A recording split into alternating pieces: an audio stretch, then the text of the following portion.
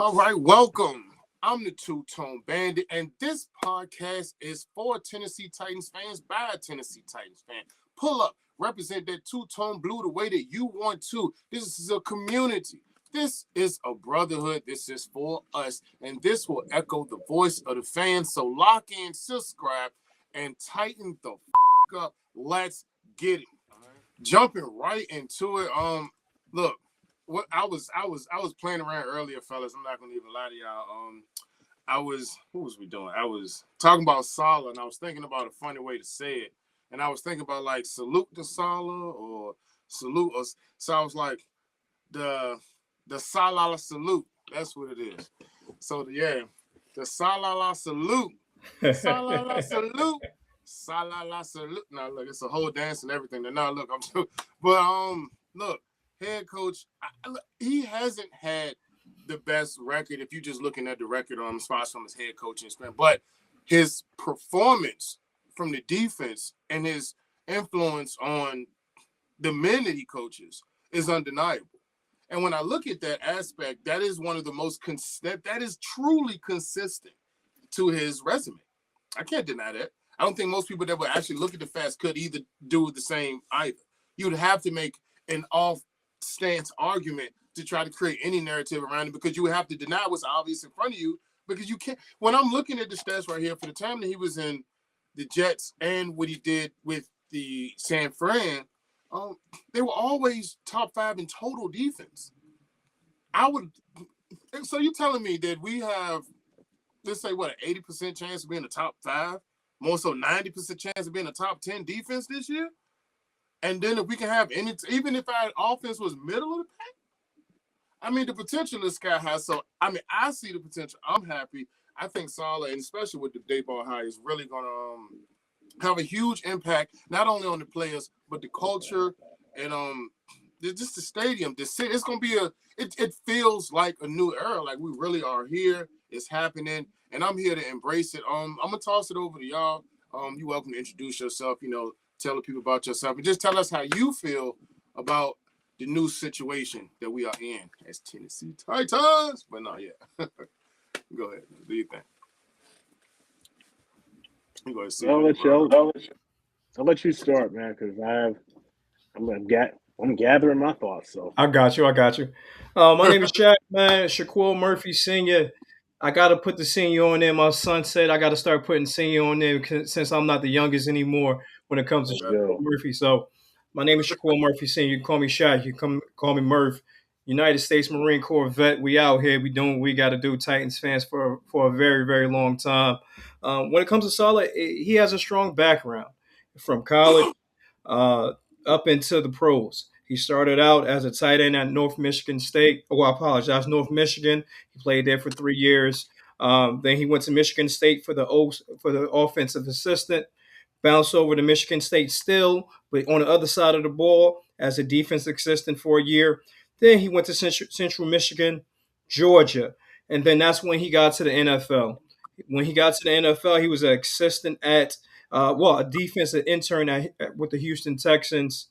From that point on, he went to the defensive coordinator. The defensive quality control coach over there with the Houston Texans, and then he followed up with being the assistant linebacker coach. So he's been around the AFC South from the beginning of his career, and now he's back over here on this side of town doing what he got to do as our head coach.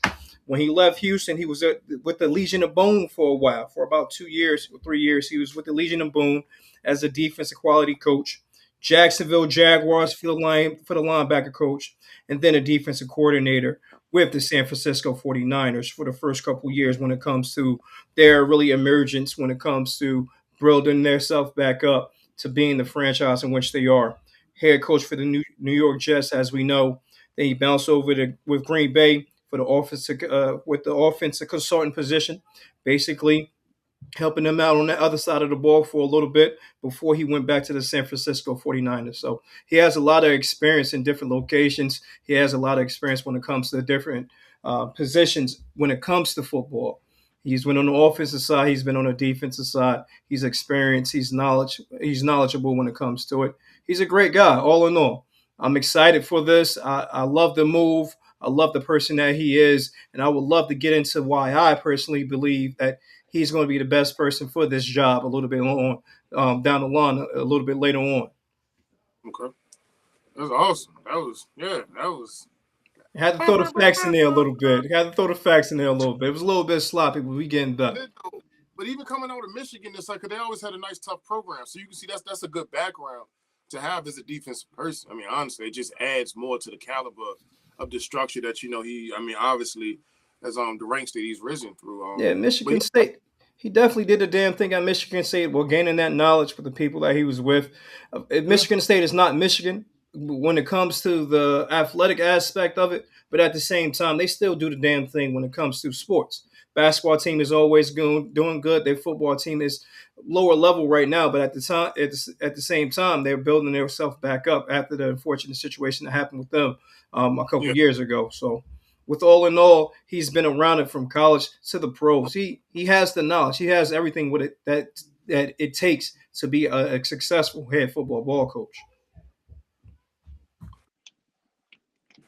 So, I like the conversation.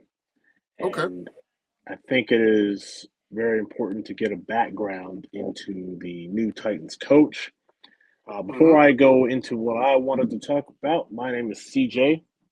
I am an aspiring sports play-by-play broadcaster.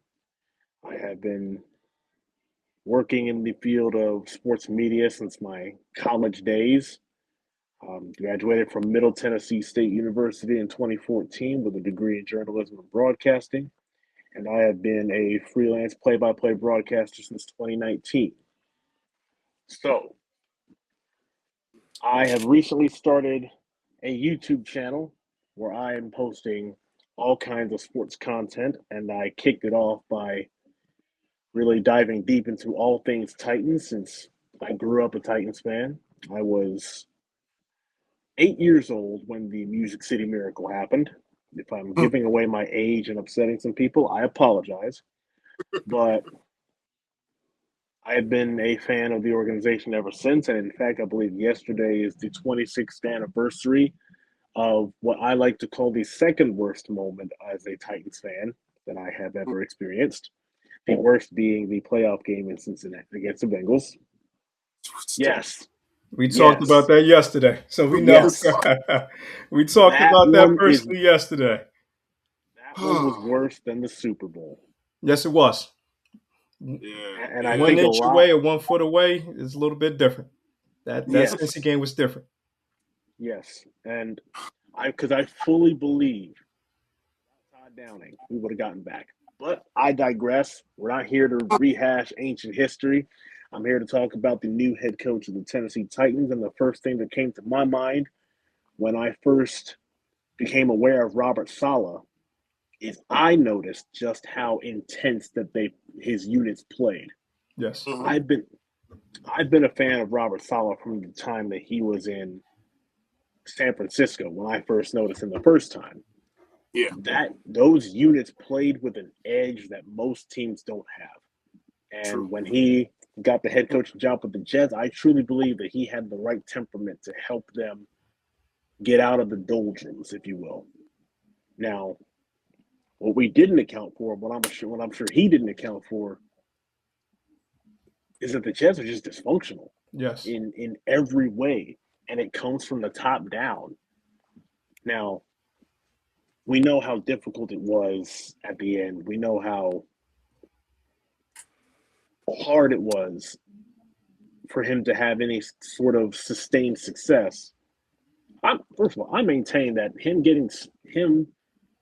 coaching that team to a 7-10 record twice is a miracle, given the sheer volume and just how dysfunctional it is from top to bottom. But when you think about Robert Saleh, the first thing you think about is culture, and the first thing you think about is presence. Like when he walks into a room, you know that he has walked into a room. Yeah. And the thing with that is when you have that, you don't necessarily have to call attention to yourself. And I noticed that when yes, he has a larger than life presence because he is a rather imposing figure, but he never calls attention to himself. No. It's more it is more a quiet assurance that he's going to get his message across. And that's the first thing that I noticed. The second thing is he's pretty confident in his abilities. And the third thing that I noticed, he has a lot of fun doing what he does. And Does. Yeah, he do. I think for a football team that, let's face it, last year was not fun at all. At any moment, it was not fun. They're going to get better. There's going to be development taking place. They're also going to have a lot of fun doing it. And I can't wait to see what that looks like. Yeah. It's going to be a beautiful, beautiful season for sure. The way he talks to his players, the way that he interacts with the media, you can tell that he loves doing what he wants to do. And he loves doing what he's doing right now. He's a great person from what we see. From what he put forth, he's an amazing person, and I truly, truly look forward to what's coming. It's out with the old and with the new, plain and simple. Plain and simple. It's time. That's what we're here for. I mean, he has a magnetic aura about him. Like you said, it's respect. Respect is earned, and I think he's put in the work to earn it. And he wouldn't be in the position he would be in now if that weren't the case. There are a lot of coaches who fumbled the bag the first time, but all of them get a second chance. It's the reason that, you see a guy like Robert Saleh get a second chance because he still continues to be an influence and perform at a high level. But I mean, you can't really deny. So, okay. So when we're looking at the strength of Robert Saleh, so how do you think, or what would you do as far as attacking the defense? Like, of course, edge is an obvious slot, but what are we doing? I'm hearing that this, this draft seems to be pretty much a DB friendly, in the depths of it. So, how do you attack it going up? I was just, I think the conversation that we were having, we can bring it up. CJ was in the chat with Brian, and he was saying about pretty much them taking a wide receiver 4, and I'm like, well, what if they didn't? Let's say they did Bain, and then let's say, would you go second with a wide receiver, and then have the option of getting, because he was saying CB a wide receiver for round 2. And I was like, well, would you go deeper with the CB, given the, like I said, the friendliness of the talent and the depth through this draft, and then go ahead and then shoot your shot in the second round? Or do you, because it feels like, even though if you feel like you do that, then the edge position isn't that deep here for this draft for you to feel like you can get what you're looking for in the second round. And I mean, I could be wrong. I mean, we can all be wrong. It's all prospects and speculation. But just giving that conversation, it makes you wonder. So getting back, like I said originally, so how do you think, what are your thoughts, you all's thoughts on how he's going to attack the offense? And then in your own personal perspective as a fan, like, how would you attack the offense different from the way you think he do? CJ, you want to take it first? You want me to take it, brother? I think I'll take it. Here. One of my favorite times of the year is draft season. All the 100%. Prospects that come through and all of the conversations that are going to be had. And I know that, first of all, I got mad love for Brian. I do. He's legitimately a fun person to be around and a fun person to talk to. Yeah, he's a cool dude. I am, and I've been thinking about this for a couple of weeks now, just turning it over in my head. He is very set on the idea of drafting one of the top receivers at number 4 for the Titans. And I'm not there yet. I'm not there on his favorite, Carnell Tate from Ohio State. Fun fact about me, my youngest brother is helping me with my YouTube content. And he played receiver when he was a football player. And there are certain things that he values in a receiver. One, route running. Like, he is an absolute stickler for being able to run crisp, pure routes.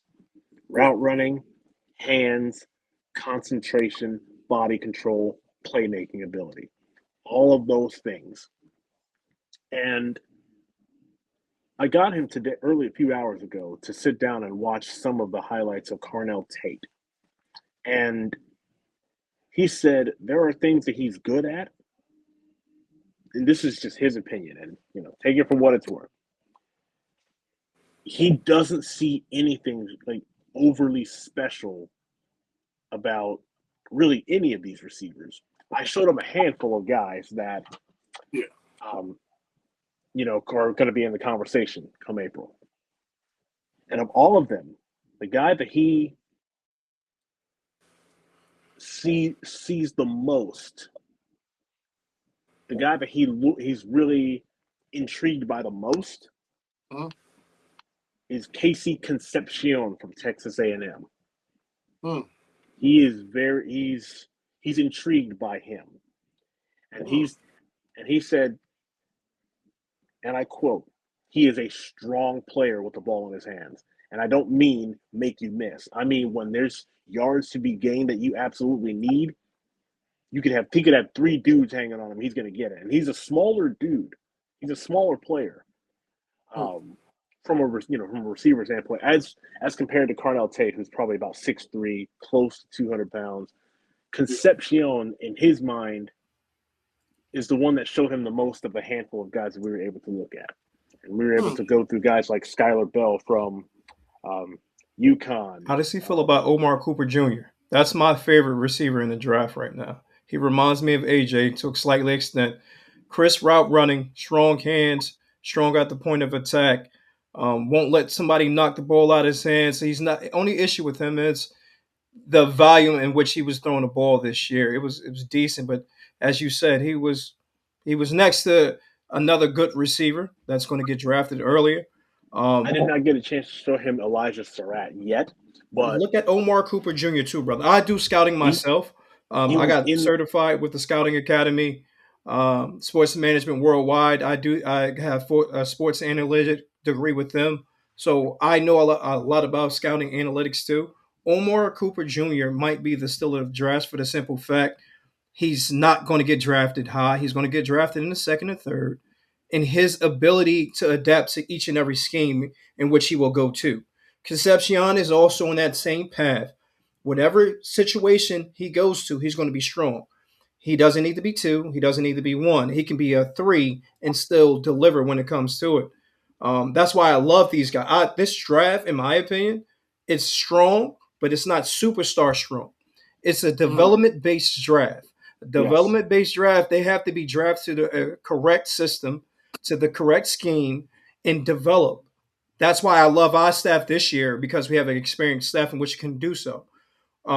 So just little things like that. I feel you, and I really, really will be interested to see what you guys think about Elijah as well as Omar Cooper Jr.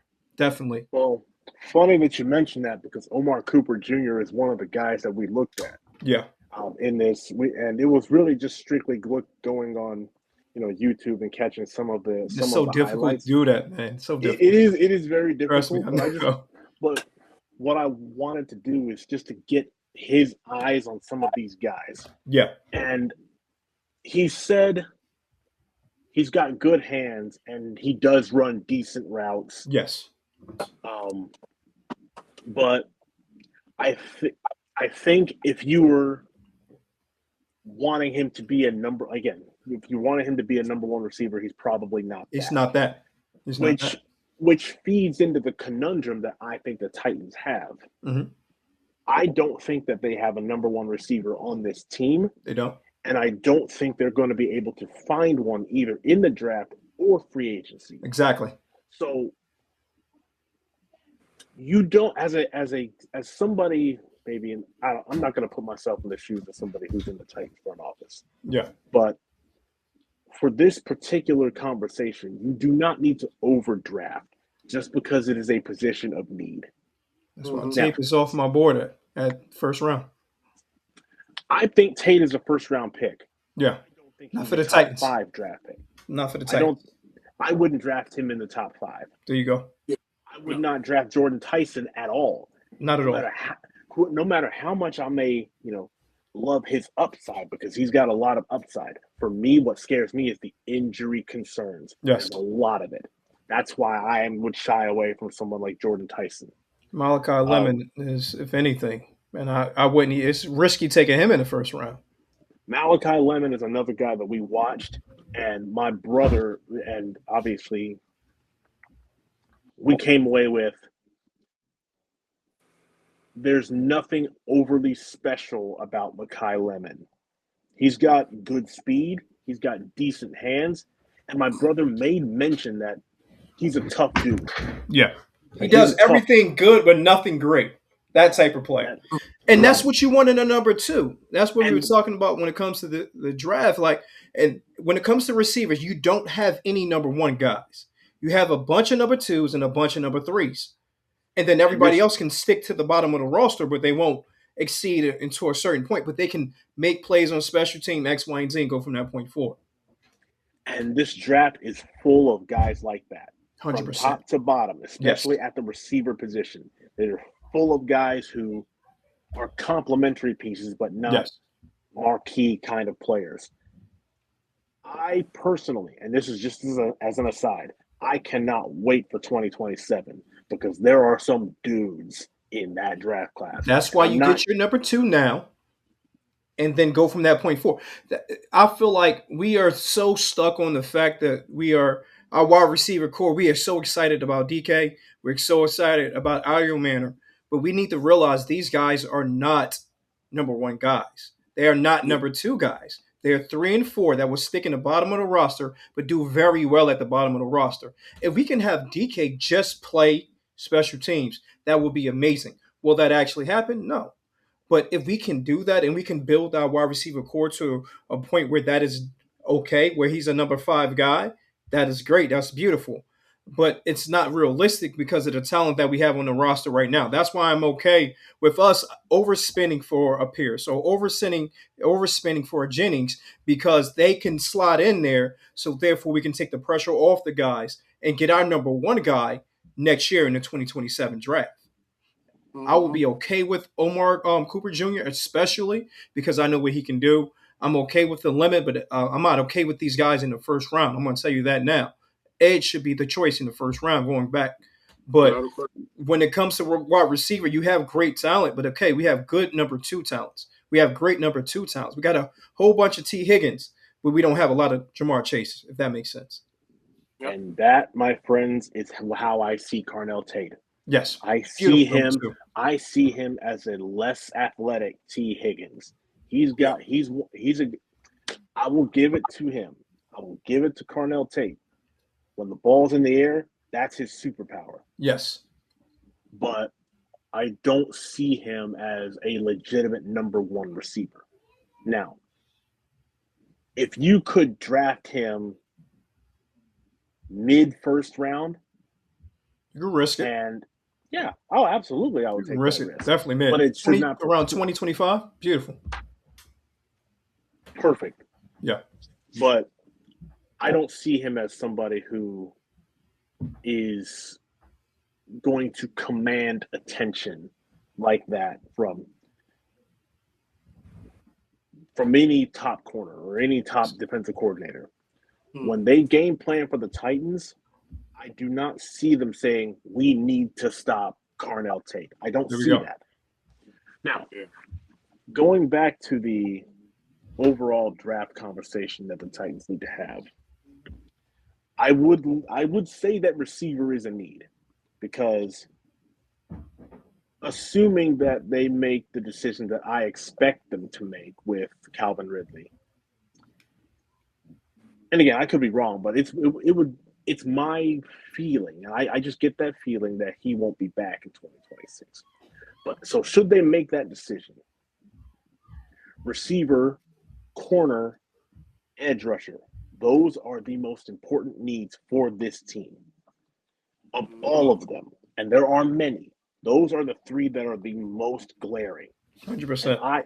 And I personally think that this draft is deep at that edge rusher position. And with the philosophical change that will take place with Robert Saleh, I feel like there are some guys who would best fit what he is trying to do, both Yeah. in free agency and in the draft. And I'm going to give you a couple of names. Okay. Jalen Phillips. I think he's with the Philadelphia Eagles. Is somebody that I would at least have the conversation about. Itur Gross Matos. He's with the San Francisco 49ers. Mm-hmm. And obviously a connection with the new head coach. Mm-hmm. Odafe Owe, by the way, of Nigerian descent right here. Let's go. Niger boy. Odafe Owe, he's with the Chargers, was drafted by the Ravens, I believe, 3 years ago. Had a big breakout this year. And I think he could catch that, and I think he fits perfectly with what Robert Saleh wants to do. And that's just at that position. And that's free agency. In the draft, listen to me, my friends. Listen to me and anybody within the sound of my voice. Forget everything you think you know about what a top-tier edge rusher looks like. Throw it all out the window when it comes to Ruben Bain Jr. My man, turn on the tape. He's legit. He's a legit. dog. He is a dog. He's one of those guys where you say, I don't care what it looks like. Forget every athletic profile that you think you know. That dude is a dog when you turn the tape on. Yes, he is. I love that guy. David Bailey from Texas Tech. Yes. He's more of the prototypical bendy edge rusher. Yeah. The guy that I can and then the guy that I continue to just he's a moldable clay. And could you imagine what it would look like if Robert Saleh was able to get his hands on 20-year-old Keldrick Falk from Auburn? You're talking about a dude who has every physical measurable that God could have given a human being. I think Keldrick, and no, it's not going to happen at 4.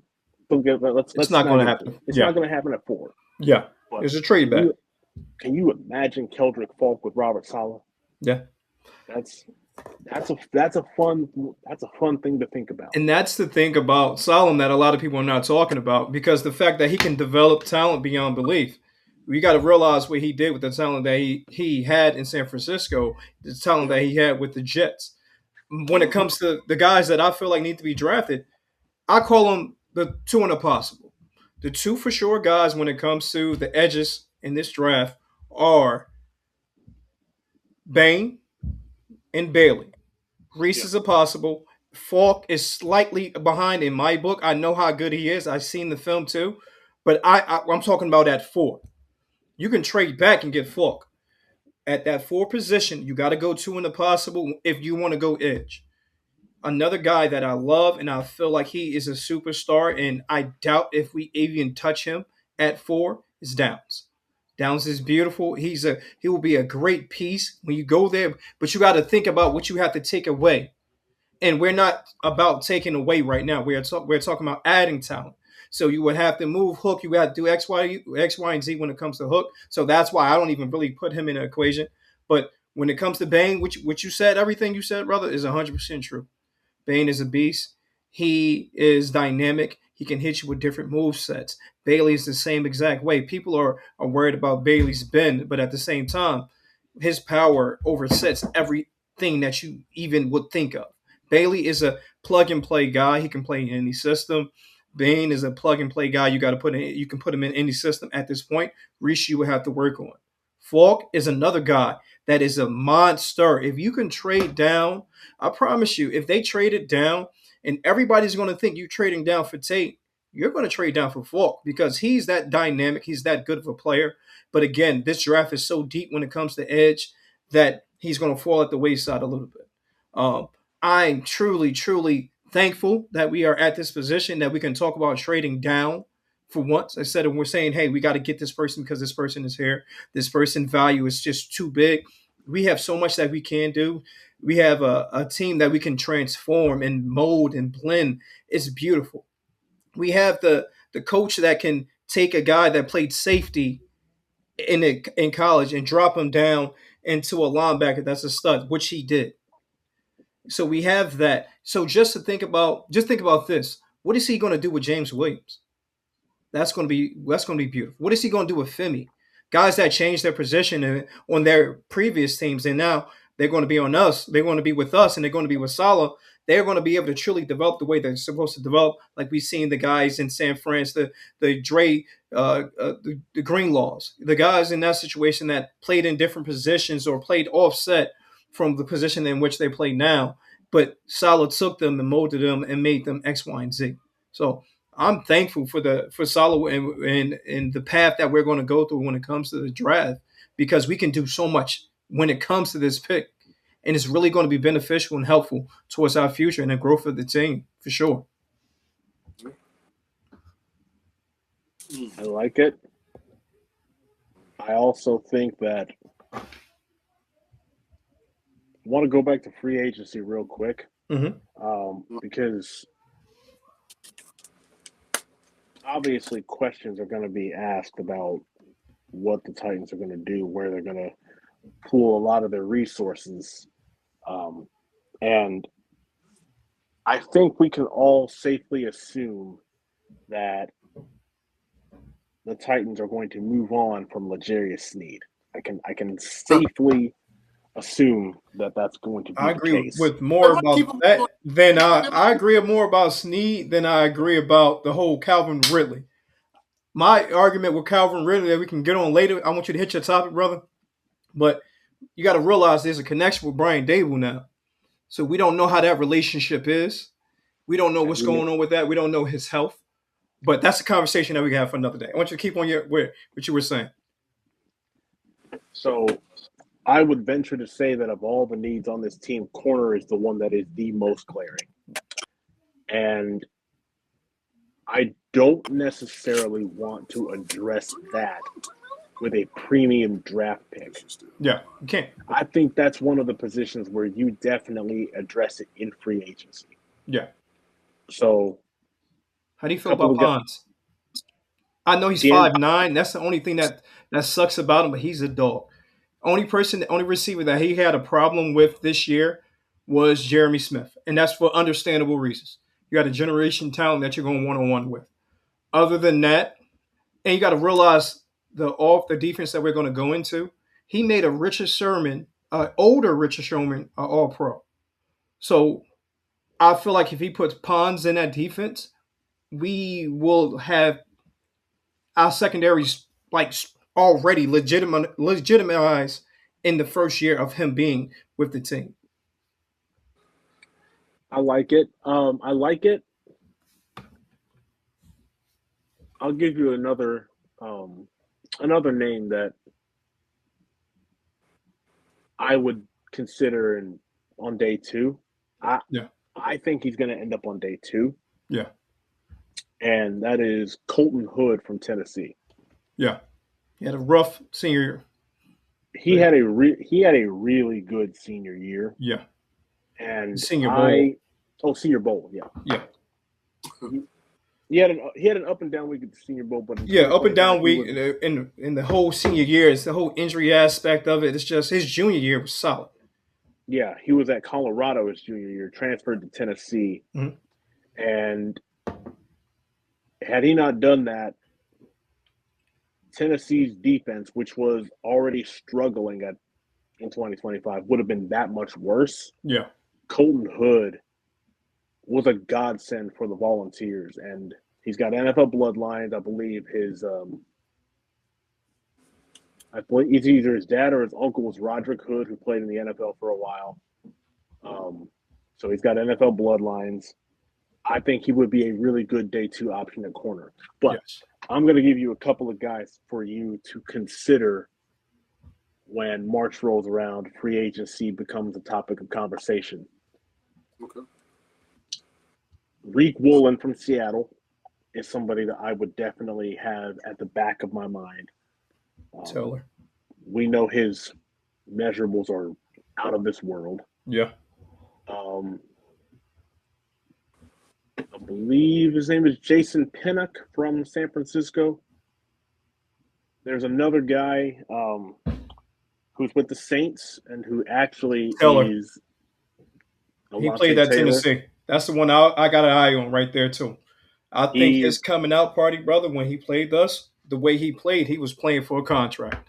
You can tell the way he played.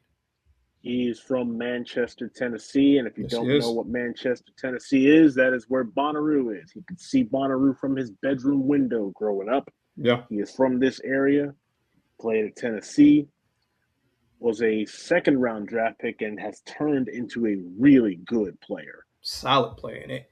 Zone strong, and he can play man too. He get in your face, he'll hit you. He'll come down on the block. He is a solid guy. The one smart thing that Jeremy Pruitt ever did as the head coach of the Tennessee Volunteers was take an athlete like Alontae Taylor and put him at corner. Yes. It's the one smart thing he ever did. And it's going to pay dividends for Alontae Taylor's career Yes, it is. and earning potential because I think he's about to cash in big time. So those are some of the guys that are at the back of my mind. A quick receiver option that I don't hear people talking about a lot, and I don't necessarily think that he's going to end up a free agent, but I love the idea of putting Rashid Shaheed in this offense. All right. I'll argue. Let me rant a little bit. Ooh, okay, let's I go. like this because I wanted him to get traded to us, and then I started thinking about everything. And I started looking at everything, and I realized he played. He returned kicks and returned punts too. He's getting paid for not just one position. He's getting paid for two. So if we pick him up, we have to pay him for two positions, and it's going to be a position that he does not play. So what are you going to do? Are you going to take away that returning aspect of it and just have it straight? Oh, you're just a receiver, but he's going to want the receiver and the return of money. And I was talking to somebody about this early in the year when they was talking about guys they wanted to bring on the team, and they said Shaheed, and I say, oh, he's a beautiful guy, but what are you going to do with DK? And they said, what do you mean? Shaheed doesn't return punts. And then the kid became an all pro and kick return when we got DK as an all pro and punt return. So I see what you're saying with it, and the possibilities are there. But do you pay him both all pro kick return money and wide receiver money, or do you pay him just wide receiver 2 money? So that's what we gotta think about when it comes to it. Like I said before, I do scouting as well as you.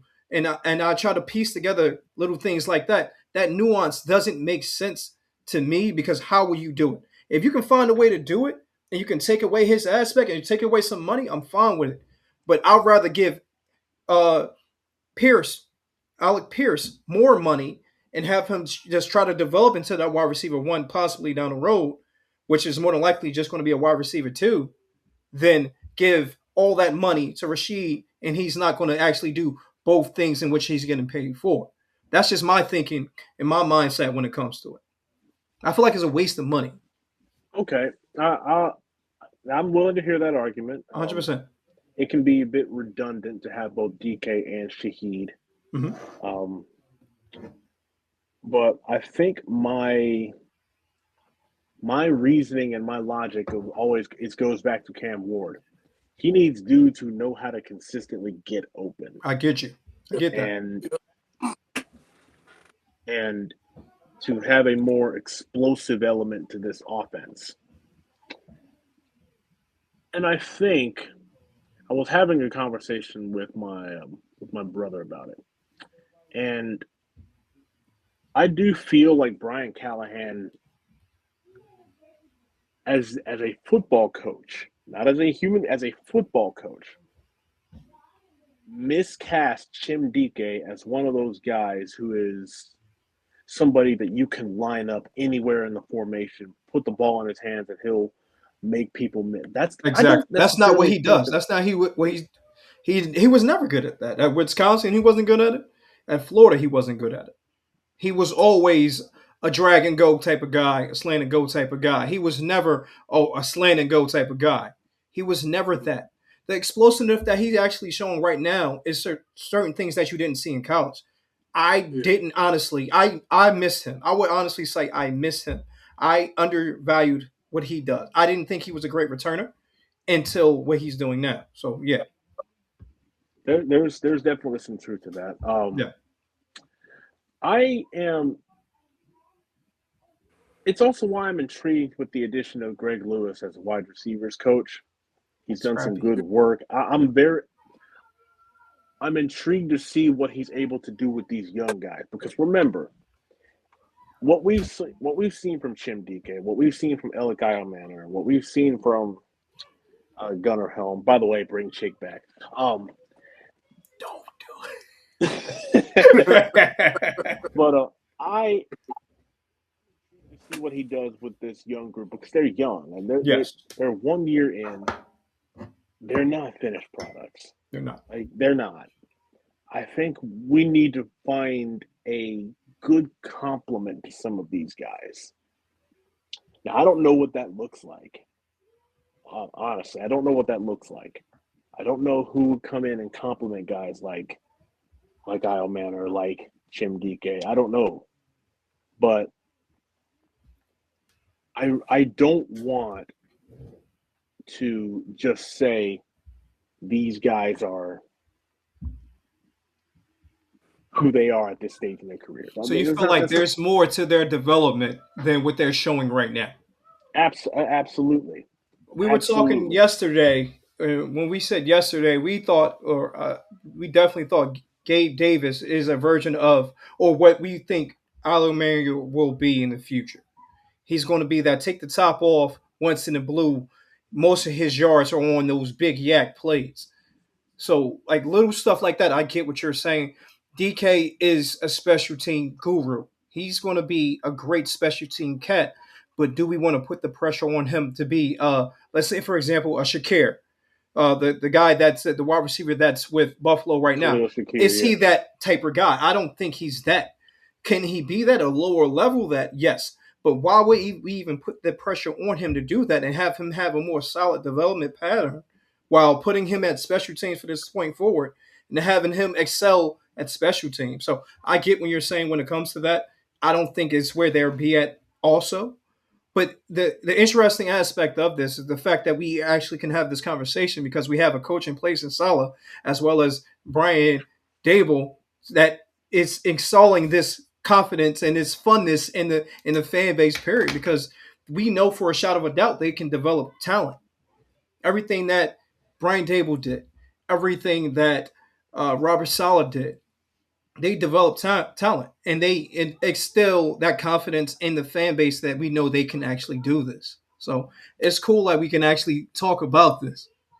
Two things that sort of coincide with each other with this coaching staff, and how I think that there is a little known prospect who was in Mobile at the Senior Bowl, who I think if you were to take a flyer on somebody late day 2, early day 3, that the upside is tremendous.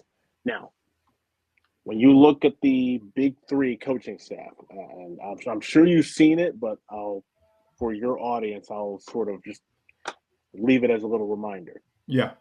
When Brian Callahan got the job here, and I got to have a conversation with Brian Callahan at the live taping of the install that the Zone does. Beautiful. I got to have a conversation with Brian Callahan, and I personally believe he got the job 5 years too early. I agree. He's one of those guys who I think with more seasoning, with more coaching opportunities, it would have worked much better than it did. But when he got the job, he had never been a play caller. 0 years of play calling experience. Yes. When Nick Holtz had 0. Denard Wilson, 0. He'd never been a coordinator. It was his first time as a coordinator. Now, he showed that with the right opportunities, he's a pretty dang good coordinator. He's good. He's real good. And then Colt Anderson, 0. So what does that remind you of, though? Think about it.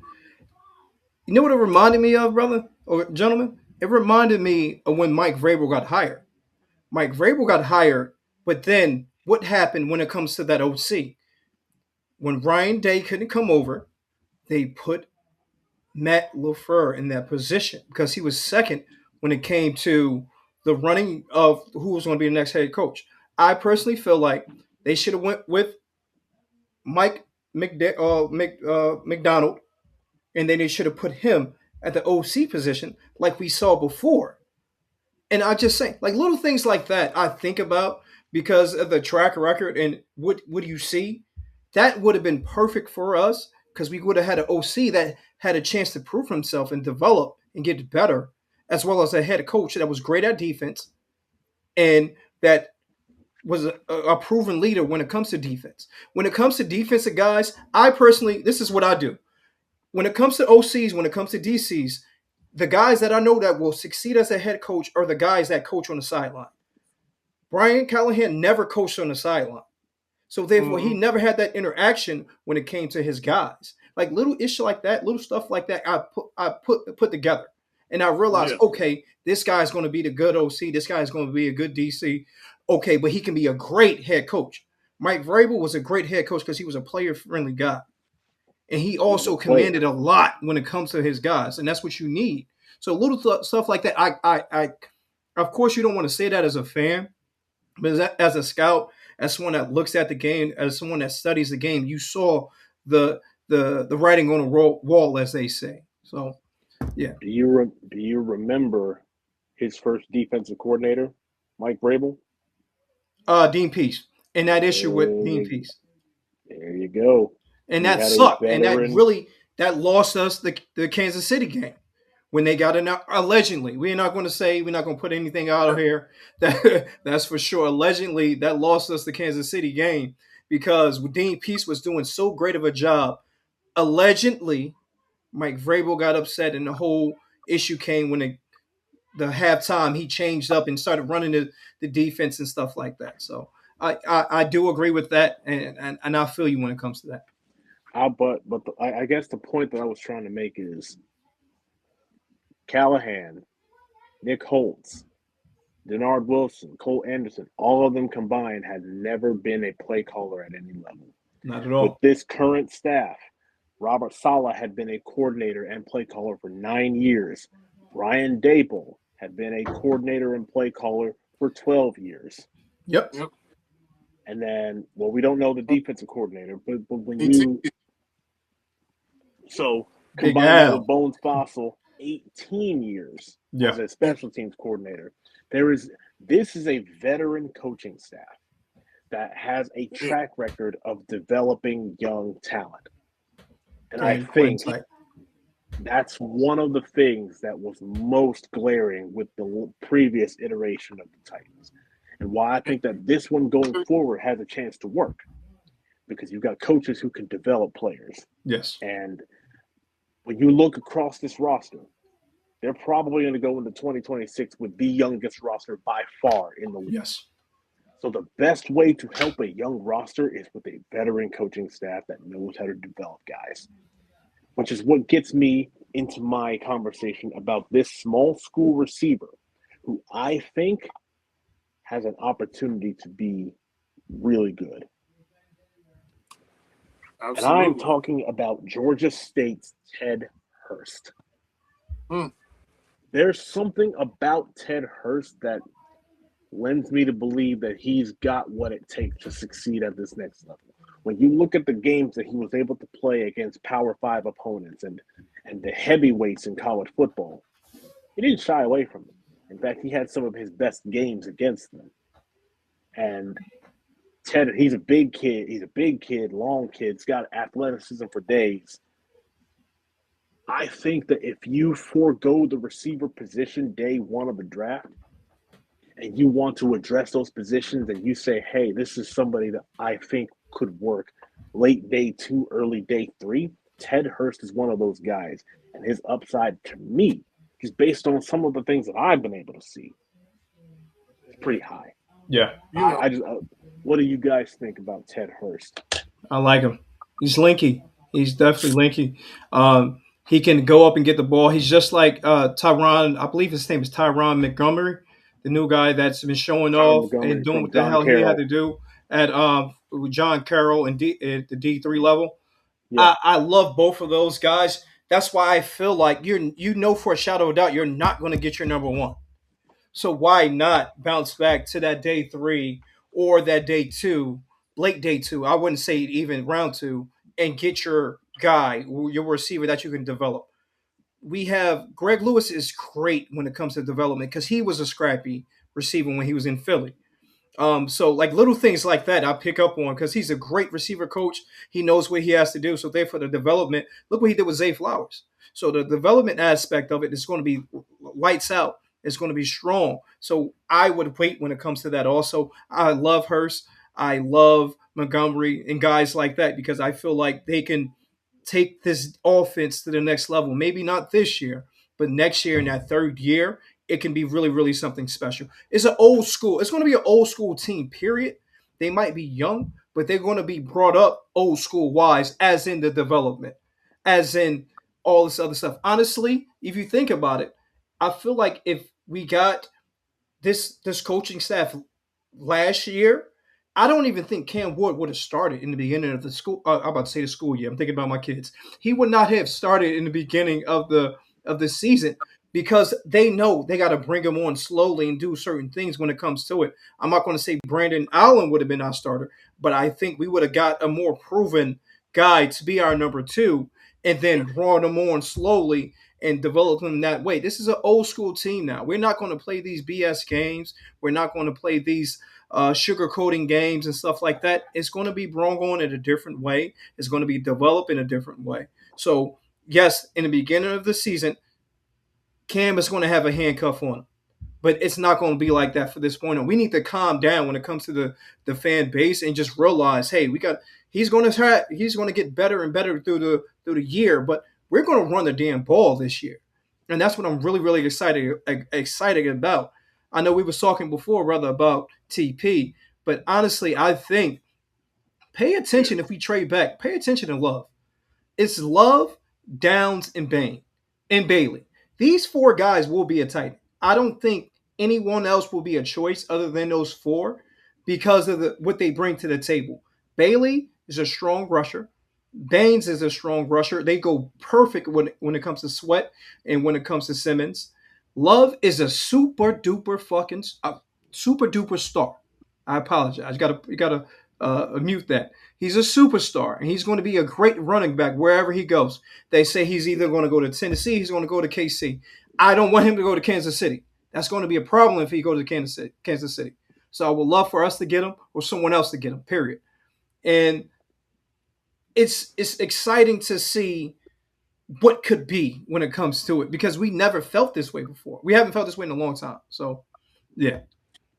I will slightly push back on the Jeremiah Love thing. I think at this stage, this team is not ready to draft a running back in the first round. Not at 4. No. I would not do that. Now, how I feel and how ultimately I think that this is going to go. I am beginning to lean on the side that Tony Pollard's probably going to be playing in a different jersey next season. And there are a couple of guys who I think in free agency would be perfect fits for what they're trying to do. And it's a guy that Robert Saleh had a hand in drafting when he was the head coach of the Jets, Breece Hall. Breece Hall, yeah. And the second guy, just again reading the tea leaves on what the messaging is coming from Ascension St. Thomas Sports Park. They're going to run the ball. Kenneth Walker, yeah. Third. Yeah. You trade one Memphis back for another Memphis back. Like, come on now. But the thing is, with Hall, I think it's going to cost so much because he's had a great season. He had a good season. He had a great postseason, and we don't know what's going to happen next Sunday. So he's going to command money. He's going to command attention from players. I mean, from teams that's outside of Tennessee, and he doesn't have that connection. I see Brees Hall more of a affecting factor when it comes to us. But then, like you said before, if we get Brees Hall, we're going to have to give up at least one of the two that we have right now. But if we had Walker, we can keep all three because they do different things. But Walker is just going to cost so much. So now you got to think about it. If we're going to get Walker or we're going to get Alec Pierce, or we're going to go into the running for either or. So that's when you got to think about which one will be perfect, because I don't think we can get Alec Pierce as well as Kenneth Walker III. But we can get the whole Brees Hall thing. I get that. But we're still going to have to figure out the whole carries when it comes to Spears and TP. Yeah, no, absolutely. Look, interesting enough though, you have to consider it's the invisible detail, the intricate, like that. We don't know the we kind of see the picture, but we don't know how these puzzle pieces are shaping up. And I'm saying that because everybody that we name, because I mean it happens to all the coaches, we've seen it happen. But what I'm saying, what happens is this is a different, not just team, but it's a different coaching staff. Even when you name these good coaches and their resumes, they've never worked together like this. So this is the whole new bomb in itself. And then outside of that, taking the gem from Robert Saleh's press conference, he said, we're going to run different offenses every week. This is going to be hard to plan against us. Now, can you imagine last time you even seen a Titans team like that? But let alone because you all watch film, what does a team like that look like in your experience? Or what is it going to take? What does the team have to put on film to look like? I don't even know what to expect from them next week when I come on the film. Like, this is like a new movie. I'm excited. Like, what's going on? So to say with these players and these receivers, they might not need a number one this year per se, because the schemes are going to be so different that they'll be able to move certain pieces and things around so much. Like, this is the team no one wants to bet on this year on parlay. They don't. You're gonna be getting from people that you haven't even heard. Like, who? So it's just one of those when a team really knows how to use all the pieces, all the parts, and really put it together. And it's not necessarily relying on one team or one person, but more so relying on each other as a complete unit. And that's kind of the sense, like, and I guess that's what people are saying about Saleh and the Vrabel connection, because that's kind of the mentality we have with Vrabel, like that next man up mentality. And that's kind of, I think, the vibe we're going to go into it too, is that same next man up. So it's not about me or you, it's about us. And as long as we grind and we build to that same intensity, fast and violent on top of that, yeah, it's going to be a dominant force to come up against. So that's something else you got to consider, because what are they building? Because like you said, we got to get the right players that have the skill to, execute what we want to do. You have to have the talent to do what I want. So we have to, of course, it's all, talk for sure, but we have to actually see, like, what is their plan. We understand their skill set as far as coaches, what their resume looks like. We understand, what they like to do, but how are they now going to come together and say, we're going to take you, we're going to take what you did, and we're going to put this together, we're going to make this. See, and that's the biggest key. So once, like when we did that at one day, everybody was talking about, we was running that exotic smash mouth thing. Exactly. And yeah. So this might be good old days, man. We're gonna get that, bro. I'm so excited, because you gotta think about it. We're gonna have Brian Daboll, but which Brian Daboll are we gonna have? Because the offense that he ran with the Giants is not the offense that he ran when he was with Buffalo. So it was complete. I wouldn't say completely different, but it was different. He's adaptable OC. Exactly, and for a shot of a doubt, they're not going to be running Cam Ward the way they've been running Josh Allen and the kid in New York. I'm not going to say his name because I'm upset still. But the kid that's in New York. So they're not going to be running that. They're not going to be doing that type of offensive stuff. So we're going to have so much. It's going to be completely different than what we're used to as Titans fans, as well as there's going to be so much different than people that played and played with and against New York and played with and against Buffalo. So it's going to be fun. It's going to be fun. I am excited. It's going to be play action pass. It's going to be run heavy. One game, we're going to be throwing 40 times. So it's just so much that's going to go on. At the end of the day, I just want Cam Ward's arm to be good, his shoulder to be copacetic in the beginning of the year so we can actually see what's going on. Because no one is really talking about that anymore. But I understand the background of football injuries. I understand the background of football, period. He's not talking about it. He's not wearing that sling, but we don't know how he's feeling day to day. He didn't throw the ball since that play. The play prior. So I just pray his shoulder is good. But at the end of the day, regardless of his shoulder, good or bad, we're either going to get Patrick Mahomes or we're going to get Drew Brees. I keep on saying that to people. So when they worry about the injury and all that other stuff, I say, hey, you want Patrick Mahomes, you want Drew Brees. We're going to get a better version or a little bit less version than one of those two players. So I'm truly excited. I'm balls to the wall when it comes to it, man. I am excited for what's going to come next. I'm appreciative of Saleh and his staff because it's so much that's going to happen from this point forward. It's the offense. We don't got to worry about that. I always thought defensive coaches of head coaches were better than offensive head coaches because there's so much that has to go into being an offensive head coach that no one talks about. It's a lot of work that goes into it compared to the defense side of the ball. So I'm excited, brother. Especially when you're calling plays. Especially when you're calling plays. Especially when you call plays and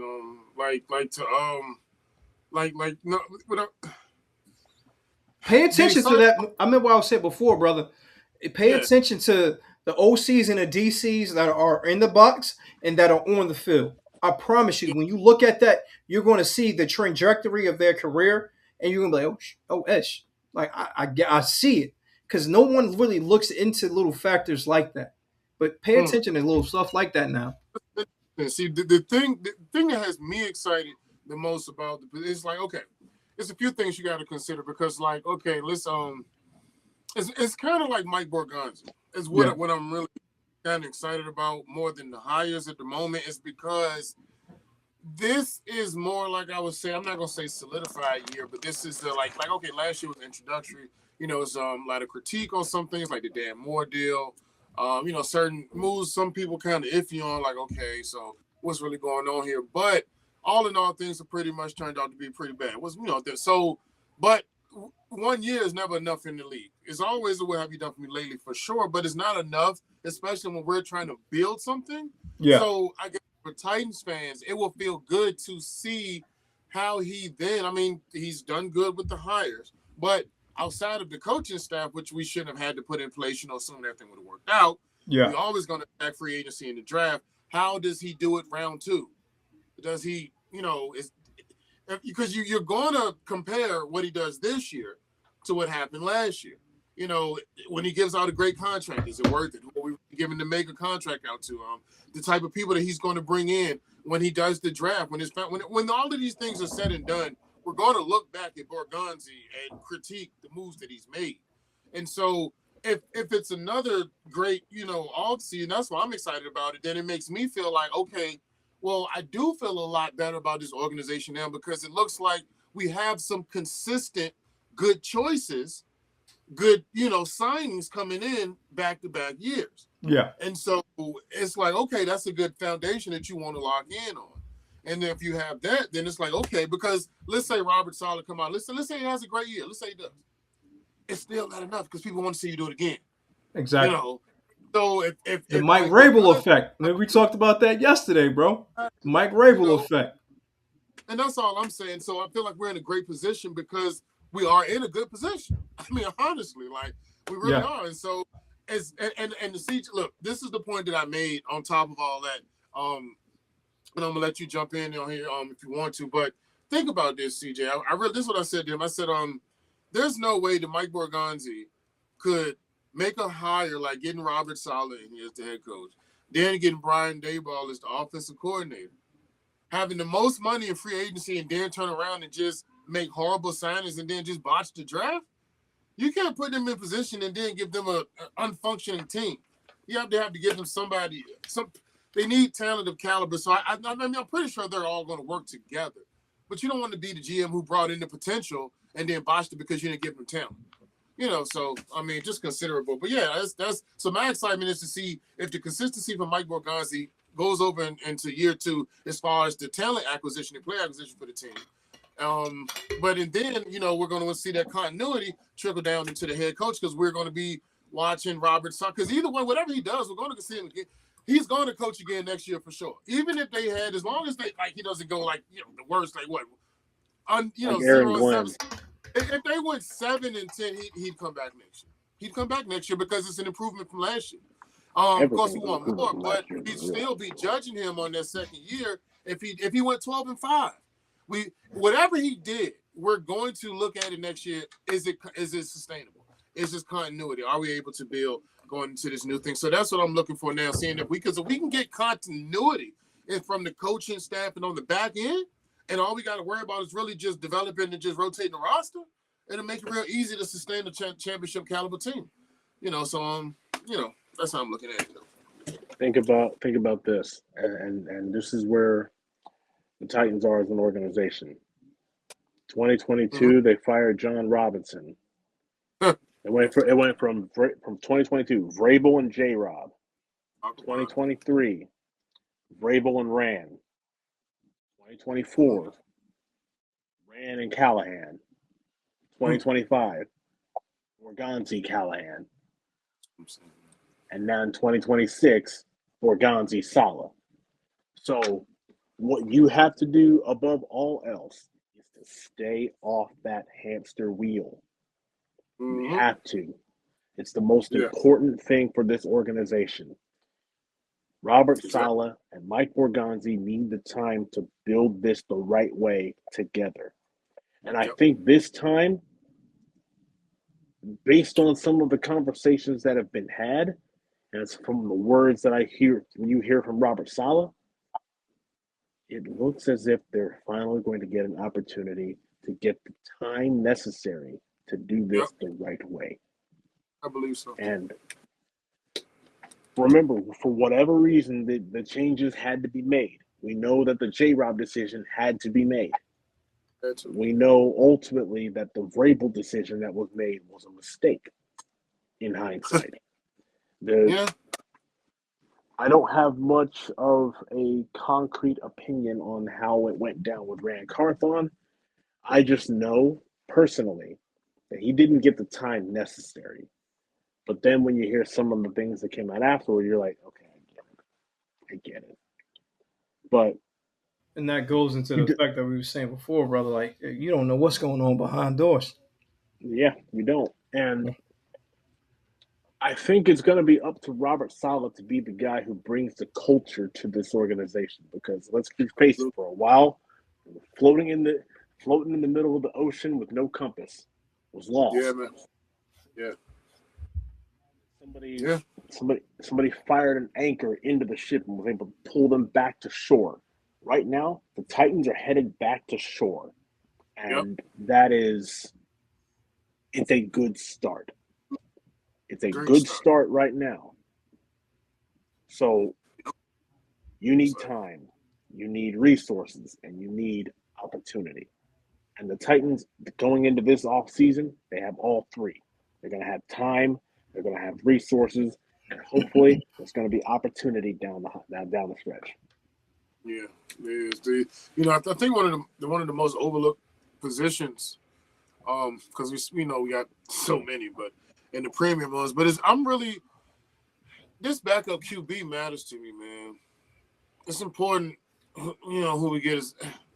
Can't just be having just a backup quarterback. We need, because if you're trying to win, you don't want anything to happen. We don't.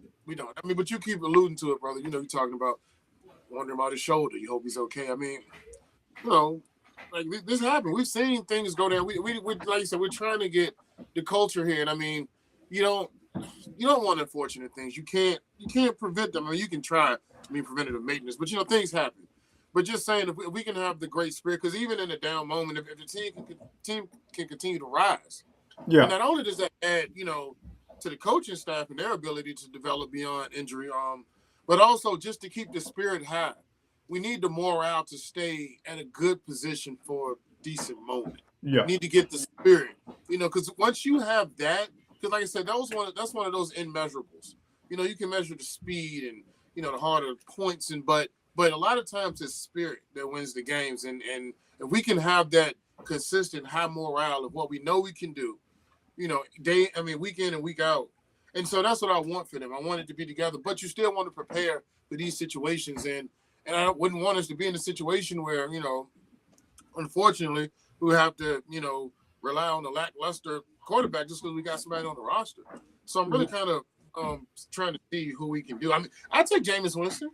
That's the thing. They won't. We don't know if they're going to release Jameis Winston because he's not. I don't think he's on a void year. I think he's on. He had a legit 2-year deal. He don't have the 2-year, but the second year is a void year. So we're going to get Russell Wilson or we're going to get Marcus Mariota. But that's the issue is, do you want to have those backups behind? You can have Russell. I don't know if you want to have Marcus Mariota behind Jameis Winston. Behind Cam Ward. I'd be okay with that. I'll be great with it. But you know the pressure that will be on Cam to come back from an injury? I don't think. So just think about this. Cam Ward was the savior for this franchise. The quarterback that we feel like we did a disservice to more than Vince Young and more than Steve McNair when it comes to disservice is Marcus Mariota. So do you want to put that pressure? I'm just throwing it out there. I love the spitball. I'm just throwing that out there. Do you want to have that pressure? Because when Marcus Mariota gets in the game and does well, and Cam Ward comes back and he doesn't do as well. But you know what? I don't even think that would be the case. Seeing what I've seen out of Cam, I think he would actually do better. I feel like he would. I do too. I'm thinking about. I'm a conflict resolution specialist, brother. I have a master in conflict resolution specialist in negotiation. So I think about worst case scenarios all the time, more so than anything else. I think that I think what they would do, they will get Russell Wilson, and I think he will be the backup quarterback. And I think we might draft the quarterback really, really late. But honestly, we have so many holes in our team, we can't afford to draft a quarterback. So we would have to go double dip at QB in the offseason. And who are those two quarterbacks that we're going to get? I really, really feel like Russell Wilson will be at least one of them. That second one, I don't know. Tommy DeVito is on a 2-year contract, I believe. So he has a relationship when it comes to Brian Daboll. I don't think he'll leave New England. I really don't know who that second quarterback that we're going to pick up will be. I don't think we bring back Brian Allen. It's a possibility, but there's no connection now. There's nothing now. I think he's going to go somewhere else. You saw what it looked like with Brandon Allen when Cam got hurt. Hurt. That last game, it was disgusting. It was disgusting. That wasn't football. I don't know what the hell that was. It was a football. I don't know what that was. I apologize, CJ. I apologize, Brian. 30 pass attempts, I believe. Terrible. 70 yards. I was driving to Murray, Kentucky to call a basketball game. Yeah. Right. And I was listening to the broadcast, and I'm just thinking, what am I listening to? I know Taylor Zarz is trying to do the game justice, but you can't it was rough. It was terrible. Rough. Listen, you can't bring him back. You can't. Who is no? Who is San Fran's third? Who behind Mac Jones? I don't think they have anyone behind Mac. Honestly, they had to because of the situation that they had this season. But off the top, and I don't want to look at my phone, but I don't know. I truly don't know. And I know Mac is not me. He's not leaving, and it's going to be tough. It's really going to be tough when it comes to. I got to break and look. What's going on with Jimmy G and the Rams? That's what I was saying before. Jimmy G is going to be available, but I don't know if we're going to pull that trigger. He's going to command a lot of money when it comes to it. I'm not sure how much money you want to put into that wide receiver room. I know Russell Westbrook. I said Russell Westbrook. Russell Wilson is not going to command that much money. So I say that's a possibility. When it comes to Jimmy G, I know Jimmy G is going to want that money. I don't think they're going to drop that dime when it comes to him. Again, I can be wrong, and I hope I'm wrong because we need 2 solid backups this year, just in case. Yeah, and I mean also sometimes it's just presence. You get a good veteran, some good presence that can also help coach, Cam and be a good presence and help build the culture as well. And that's one thing I like about Jameis, though. I think that like I said, I get what you said, but that was my reason for looking at this. Looking at the veteran presence. I mean, come on, this fucking Jameis. We get Jameis over here. Yeah, he's just not going to be able to get. He's not going to get released. I love him, but I don't think the Giants are going to release him. Tangible at what he's offering. Yeah. So even if it's not him, it's another quarterback that can offer those same things. Yeah. Veteran, coach up, personality, culture builder type guy. I'm with it.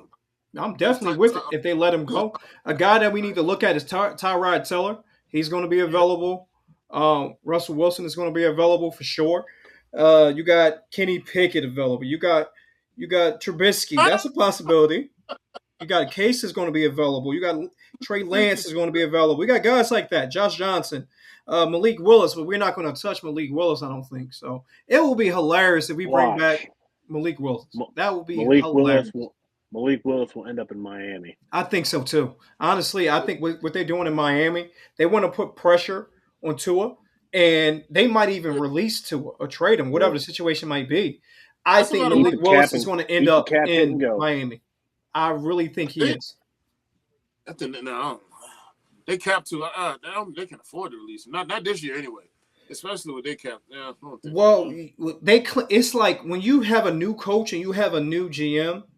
Everything is wiped clean, and it's okay to make those mistakes and make those moves. So if they were to release him or trade him, it will be this offseason more so than next offseason. So it's going to happen now. Either he's going to be the franchise quarterback or he's going to get released and traded now. So when it comes to him. Dude, that's something I wanted to talk about. I mean, not now, but it was just another a subject I was talking about kind of the quarterbacks in this cycle, like what's going to happen with Tua, like Kyler, like when Minnesota firing their GM, are they going to keep JJ? Do you think Kevin want to go another direction? Or, I promise you, Kirk Cousins will be back in Minnesota this season. Kirk Cousins is going to get released from Atlanta. Well, they already released him. Atlanta is smart. They will trade him. But I don't know what they're going to get. Why would you wait to trade him? Why would you wait to trade him? If he's going to be released, why would you trade him? And I think that's the problem that we have with social media. I was talking to when I was on my wrestling podcast earlier today. I was talking about this exact thing. Social media is pushing so much information out that when guys are normally going to be possibly on a trading block, they get released early because if they're on a trading block and they see, hey, this guy is going to be released. What's the point of trading for him?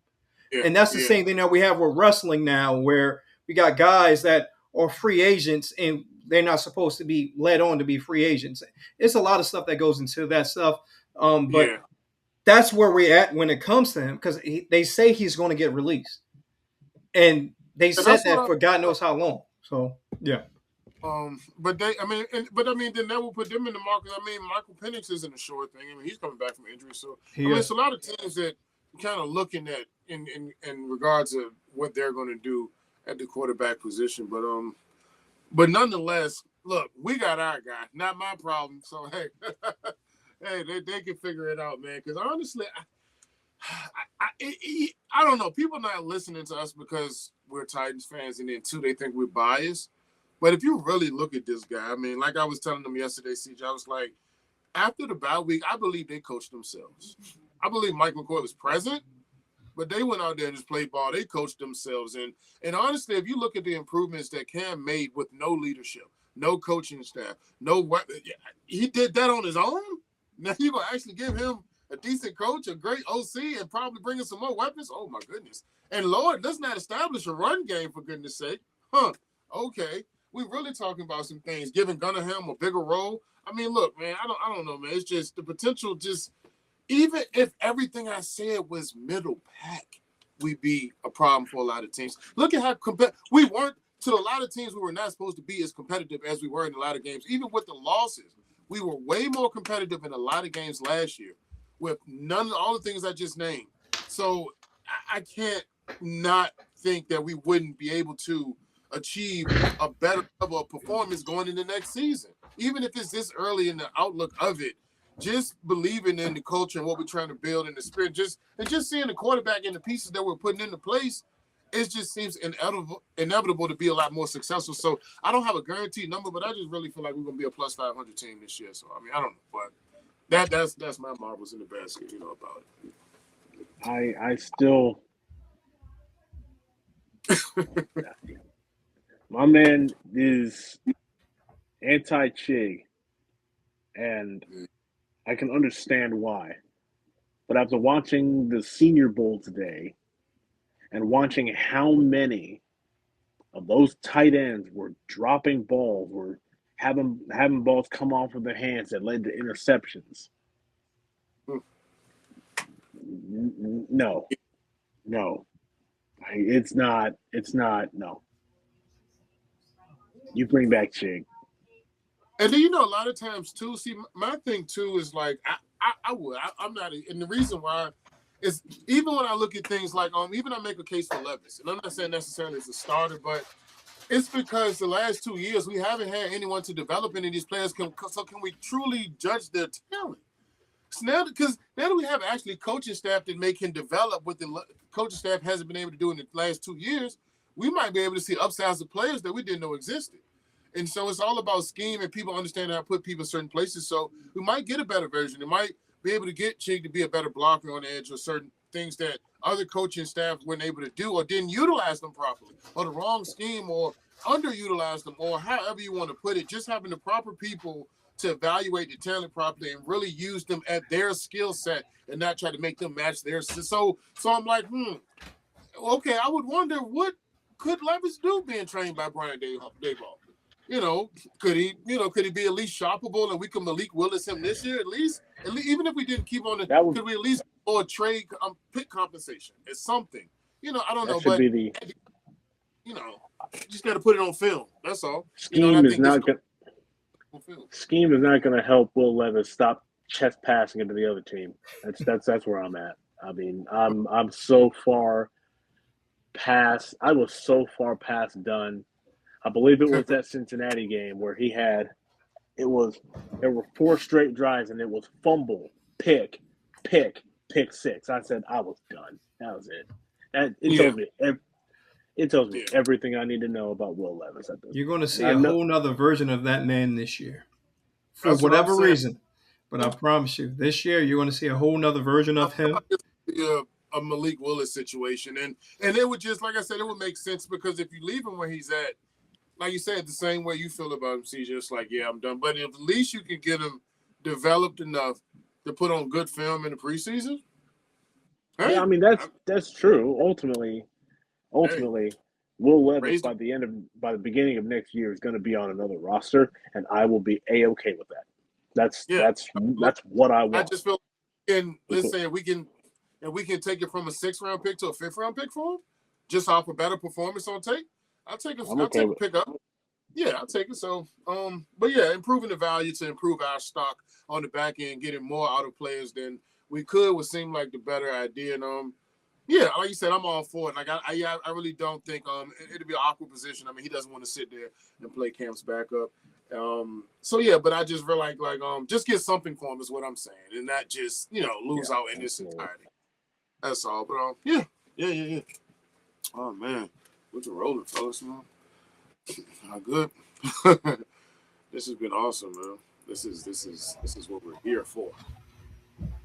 Enjoy it. Yeah, man. I'm gonna take us home, man. It's been amazing, man.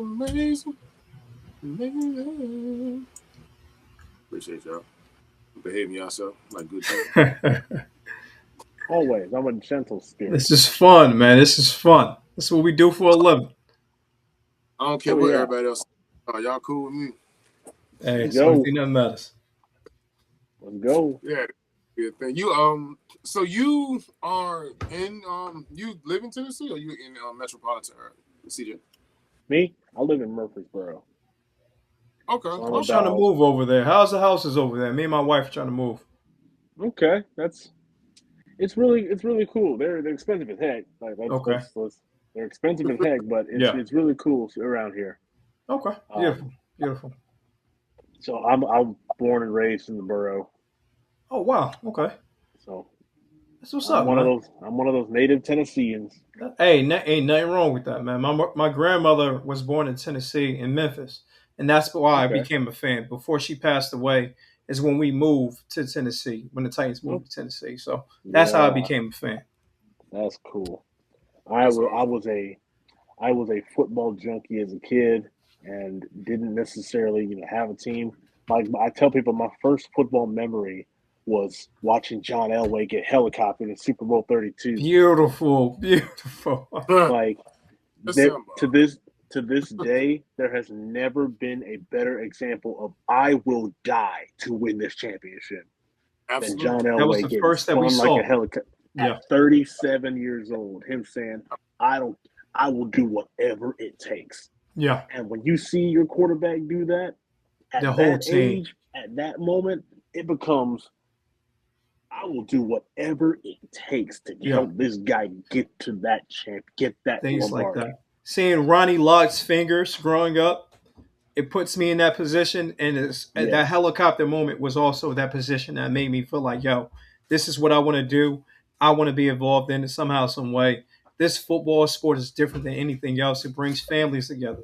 It I'm brings about to nations together. So, yeah, I'm about to tell you something that will lend you the idea how small the NFL circle is. So when John Elway was drafted, yeah. originally, the plan, he was drafted by the Baltimore Colts, and he said he was not going to play He for the said he's Colts. not playing there. The original And then, Peyton Manning. and then Eli, and then No, Peyton ultimately he did it gets. too. Because Peyton, no, Oh I no, apologize. no, He he he said, said it, but he did. We didn't know about the range. It was whatever. You're right. You're right. Let's just leave it at that. I'm but okay to admit when I'm wrong. You're right. but do you know who his coach was? The Broncos coach was in the mid '80s. Who? Dan Reeves. Do you remember Dan Reeves? Absolutely. I remember him more with the Falcons, but yes, I remember Right. Dan Reeves. But he was a longtime coach of the Denver Broncos, and that Yes, he relationship was. ultimately frayed. But do you know who the offensive coordinator was for those early Broncos years that got to the Super Bowl multiple times? Who? A young Mike Shanahan. Hmm. And even this is going to be even crazier. Do you want to know who John Elway's backup quarterback was for the majority of his career? Oh, drop it on us. Gary Kubiak Yes. That's The was his the backup. father of Clinton and Clay Kubiak. Clint Clay, their dad, head coach of the Houston Texans. And guess who was an assistant on those staffs with Gary Kubiak as head coach? Robert Saleh, 100%. Houston Texans. Houston Texans. Houston Texans. Now, in that Super Bowl game, in that Super Bowl, Shanahan was the head coach. Gary Kubiak was the offensive coordinator. Guess who was on the sidelines? Mike's son, Kyle. Just chilling, relaxing. Just chilling. And you know who else was probably on the sidelines? Your Those boy. young Clint Clay Kubiak. Yep. And do The you want boys. to? And it gets even crazier. Who is Kyle Shanahan's current offensive coordinator? Cool. Say it. It's Clay It's Clay. Kubiak. And Clint is in Seattle. Hey, Clint's in you want to go a Seattle. little bit deeper? Who was the reason that Matt LaFleur got into sports, got into coaching?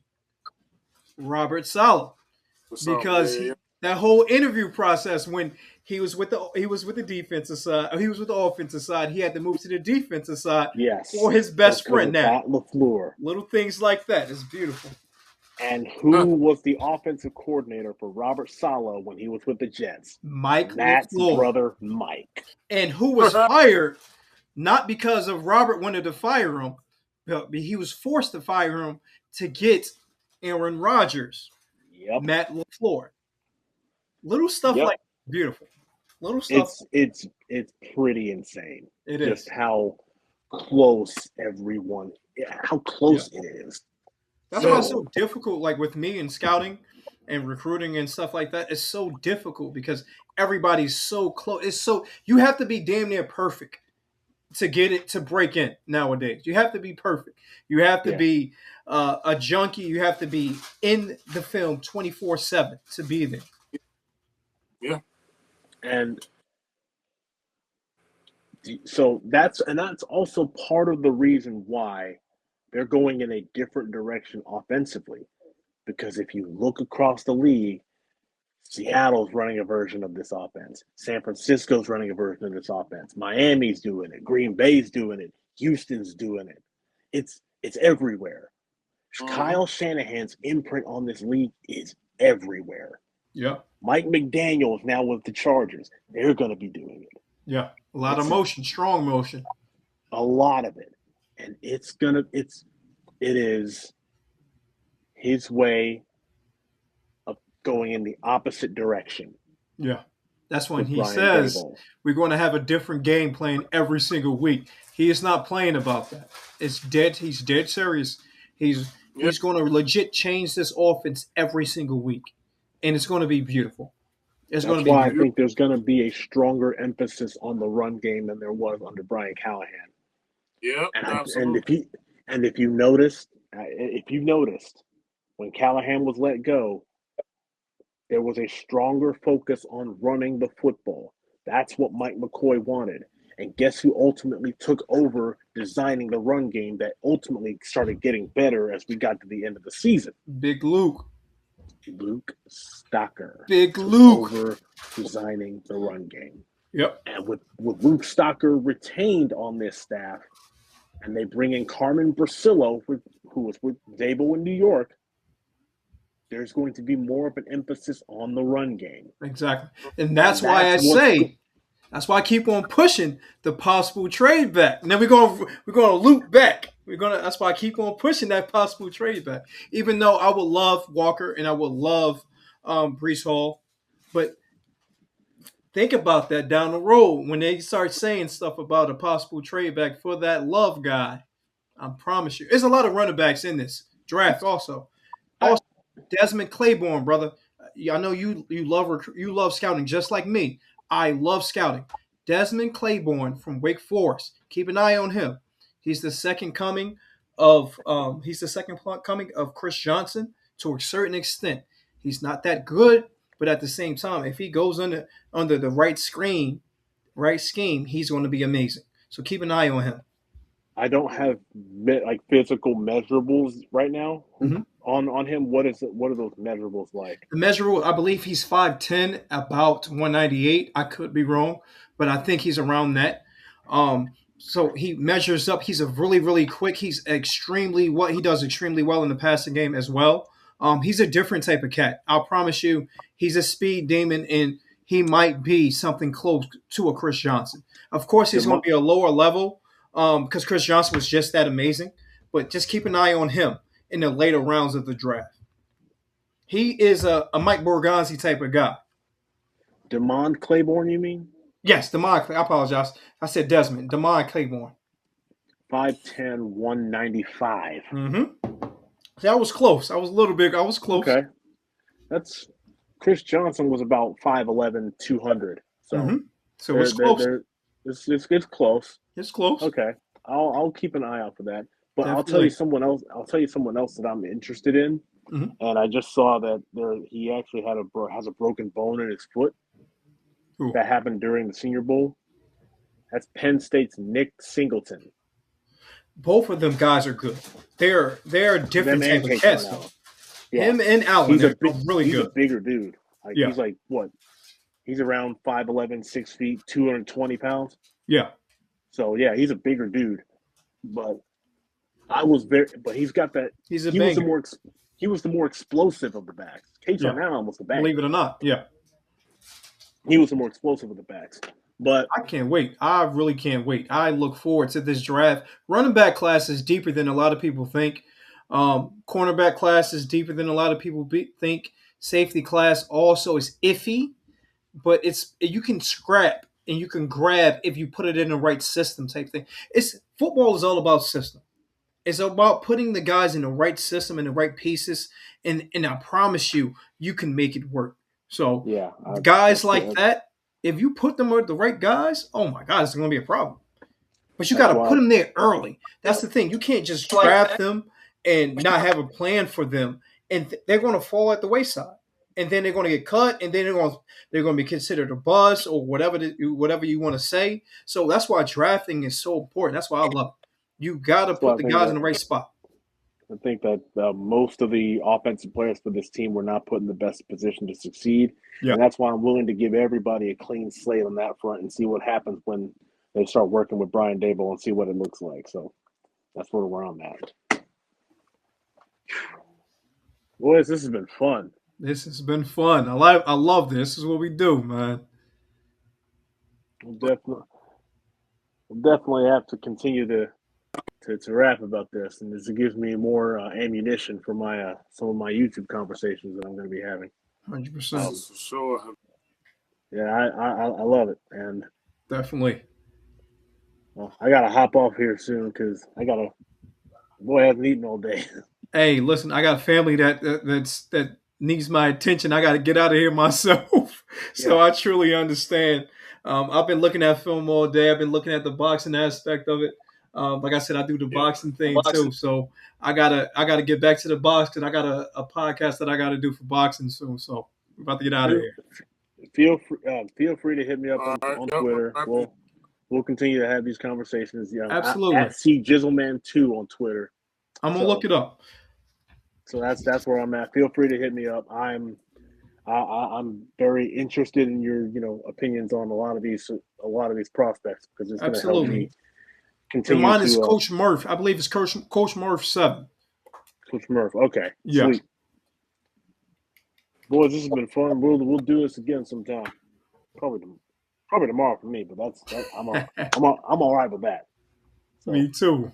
We're here, brother. Oh yeah. Absolutely. Sure. Boys, thank you for having me. No, thank you. I appreciate y'all. So I'm gonna take it all out. So look, with that being said, I want to appreciate y'all for tapping in and appreciate y'all for rocking out with us. And thank you for being a part of this journey. We're building something real over here. This is a place for Titans fans to pull up, speak up, and feel home. Help me get the word out so more to fans get a chance to do the same because everybody's welcome. Subscribe and follow. Catch me on Twitter, IG, and TikTok at the Two-Tone Bandit. Let me know how you feel down below. I'll be checking back soon. TTFU all day, baby. Tighten up. I'm the Two-Tone Bandit, and I'm out.